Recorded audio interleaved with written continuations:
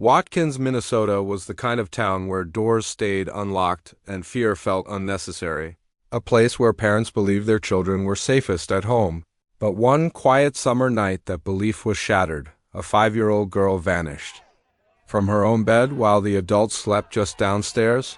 No forced entry, no stranger in the night, only trust quietly destroyed. This case would reveal how danger does not always come from the outside. It sometimes comes from someone already inside. Stay with us as we uncover the heartbreaking truth behind the murder of Elena Jean Erdle. And if you want real investigations told with facts, emotion, and respect, subscribe now to Real Crime. Pulse. Watkins, Minnesota, sat quietly in the heart of the Midwest, a town small enough that people recognized each other by routine rather than introductions, where familiar cars lined familiar driveways and children grew up believing the world outside their front yard was harmless. Life here moved slowly and predictably. Neighbors waved without suspicion, and trust was a natural part of daily life. It was the kind of place where doors were often left unlocked, where parents believed their children were safest at home, and where danger felt like something that happened far away to other people. Not here, not in Watkins. Late summer had arrived gently. Warm air drifted through open windows and crickets filled the night with steady sound. Porch lights clicked off one by one as families settled into sleep. Houses fell quiet and the town rested under the assumption that morning would arrive just like any other. But before dawn, that illusion would be destroyed sometime during the night. A child vanished. Not from a street corner or a shadowy parking lot, but from inside her own home. Taken from the bedroom where she had fallen asleep believing she was safe. Where fear was never supposed to exist. One morning came, the town awoke to shock and disbelief. Routines collapsed instantly. Breakfast plans turned into frantic questions. Silence turned into panic. Neighbors stepped outside searching for answers that did not exist. Yet a 5-year-old girl was missing, and no one could understand how it happened. There were no signs of forced entry. No reports of strangers, no obvious explanation. Only the terrifying reality that something unthinkable had occurred in a place built on trust. As word spread throughout Watkins, fear replaced familiarity. Parents held their children closer. Doors were locked, and the town that once felt untouched by violence began to change. Every familiar face was now examined through uncertainty. This was not just a missing child case. It was a direct assault on the belief that home equals safety, that knowing someone means trusting them, and that evil always announces itself before it arrives. At the center of this unraveling was one little girl. Before the headlines, before the investigations, before the courtroom, she was simply a child living in a town that believed nothing truly bad could ever happen here. Her name was Elena Jean Erdle, and her disappearance would forever change Watkins, Minnesota. Before her name appeared in headlines and court documents, Elena Jean Erdle was simply a little girl growing up in a world that felt warm and predictable. She was born on October 31st, 2010, a Halloween baby who quickly became the light of her family's life. From the beginning, she was described as affectionate, playful, and full of personality. Elena laughed easily and loved without hesitation. She was expressive, curious, and energetic, the kind of child who filled a room with sound and movement. She loved animals and music, often singing even when she did not know the words. Her joy came naturally and without effort. She adored cartoons and dress-up. Princesses were her favorite, especially Elsa from Frozen. She imagined herself brave and magical, wrapped in stories where good always won and everyone was safe. Her pink blanket went everywhere with her. It was her comfort, her routine, and her sense of security at night. Elena had just finished preschool, and her world was still small and innocent. Shaped by simple routines and imagination, mornings meant waking up at home, nights meant being tucked into bed by her parents. There was no awareness of danger or fear in her life. To her parents, Elena was everything, the center of their days, and the reason for every plan. They watched her grow and change, believing they had years ahead of them. Unaware of how little time they truly had together in the town of Watkins, Elena was not a stranger. She was a familiar face at parks and community events. Recognized by neighbors and friends, she was part of the town's fabric, which made what happened even harder to understand. She trusted the people around her because she had been taught that home was safe and that the adults in her life would protect her.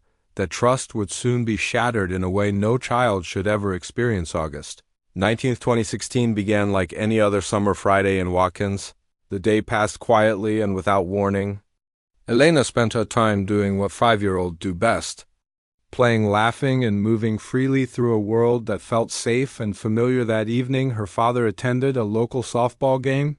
The field lit under bright lights as teammates talked and joked after a long week. The sounds of summer insects filled the air, and nothing about the night felt unusual or threatening. Among the group was a man everyone believed they knew well, someone familiar, trusted, and welcomed. No one questioned his presence, no one sensed danger. After the game, a small group lingered and eventually made their way back to the Erdle family home. Inside the house, everything appeared normal.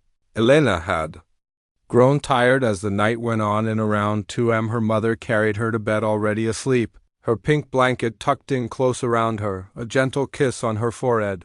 The bedroom door closed softly downstairs. The adults remained awake, talking quietly as the night stretched on. The house was calm and still. No alarms sounded, no cries were heard.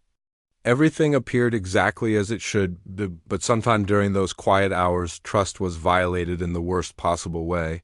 A line that should never be crossed was crossed inside a home that believed itself safe, while the rest of the house slept. Elena was taken from her bed, silently removed from the place where she had been tucked in only hours earlier.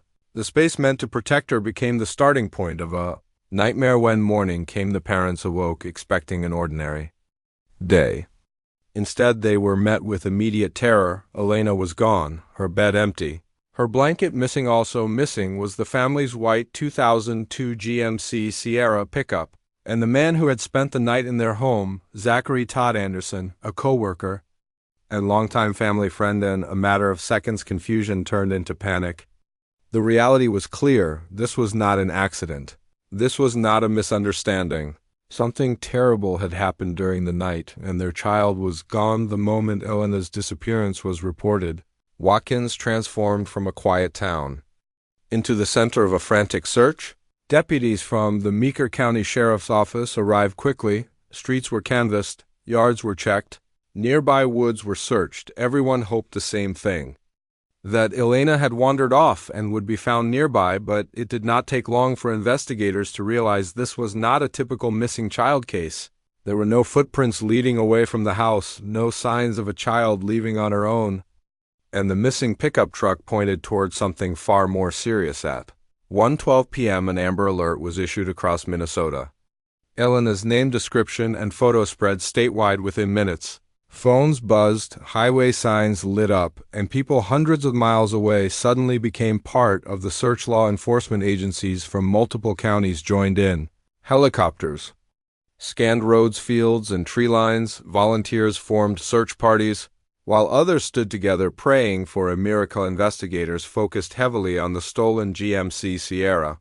Cell phone data linked to the vehicle showed it traveling north into Todd County before the signal went silent later that morning.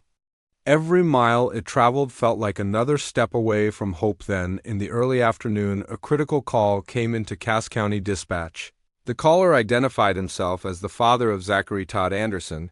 He explained that his son had contacted him earlier asking permission to go to the family's remote cabin near Motley, Minnesota. Deputies rushed to the area. Near the cabin, they located the stolen pickup abandoned in a shallow ravine, positioned as if someone had attempted to hide it.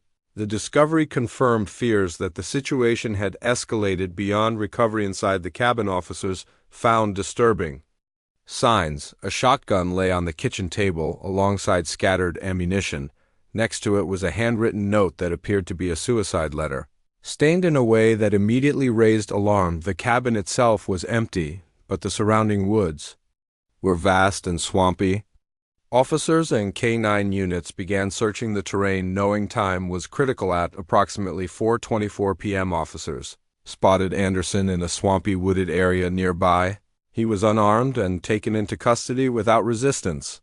When asked about Elena, he responded with chilling confusion, asking what girl. With Anderson secured, the search intensified. K-9 units moved deeper into the swamp. Mudwater and dense vegetation slowed every step. Then something unmistakable came into view. a small pink blanket tangled in reeds and partially submerged, the same blanket Elena had gone to bed with moments later. The search ended in tragedy. Elena's body was found hidden beneath water and debris, confirming the worst fears of her family, and an entire community with Elena recovered. The case shifted immediately into a full criminal investigation. The focus turned entirely to Zachary Todd Anderson, the last person seen with her, and the man now believed responsible crime scene investigators worked meticulously, documenting the swamp, the cabin, the abandoned truck, and every piece of physical evidence. Nothing was overlooked. Every detail mattered. Medical examiners later determined that Elena died as a result of homicidal violence, including strangulation, blunt force trauma, and sexual assault. The findings confirmed the brutality of the crime and the urgency to secure justice. Investigators reconstructed Anderson's movements using cell phone records, GPS data, and witness statements. The timeline showed deliberate actions taken to conceal his involvement, but the evidence told a clear story. During questioning, Anderson initially provided little useful information. Investigators compared his statements against physical evidence and digital data. The inconsistencies were undeniable. It became clear that Anderson had taken Elena from her home while others slept, driven her in the family truck to the cabin in Cass County, and committed the acts that led to her death on August 23, 2016. Anderson was formally charged with first-degree murder, kidnapping, criminal sexual conduct in the first-degree possession of a firearm by a prohibited person, and theft of a motor vehicle. Authorities emphasized the strength and thoroughness of the case. The combination of forensic evidence, digital tracking, and witness accounts left no doubt for Elena's family. The arrest brought a painful mixture of relief and devastation. Knowing the person responsible was in custody could not lessen the loss, but it meant accountability would follow. Anderson later pleaded guilty to the most serious charges. In March 2018, he was sentenced to life in prison without the possibility of parole, ensuring he would never harm another child. Justice was served in the courtroom, but for the family and the town of Watkins, the pain of that night would never fully fade. With the legal case concluded and Zachary Todd Anderson sentenced to life in prison without the possibility of parole, the courtroom doors closed. But the impact of what happened in Watkins did not end there. For Elena's family and the community, life would never return to what it once was. The sentence ensured that the man responsible would never harm another child, but it could not bring Elena back.